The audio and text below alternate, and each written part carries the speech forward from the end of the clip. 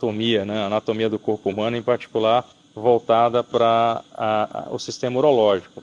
Então, é um modelo dinâmico, olha, que você consegue analisar o paciente de perto aqui, ó, deitado. Muito, muito, muito interessante. Eu quero mostrar para vocês um pouco da vascularização da próstata. Então, eu vou levantar aqui, pedir para o modelo ficar de pé. Aqui vocês veem, olha só, olha o grau de realismo disso aqui. Então, eu vou clicar aqui na tela e vou focar na próstata. Então, veja, a próstata aqui está destacada. Então, o que a gente vê?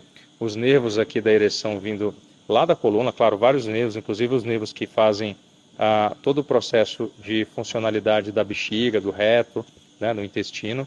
Eu vou tirar agora a estrutura óssea para facilitar o nosso entendimento. Então, tanto a superfície quanto a região púbica.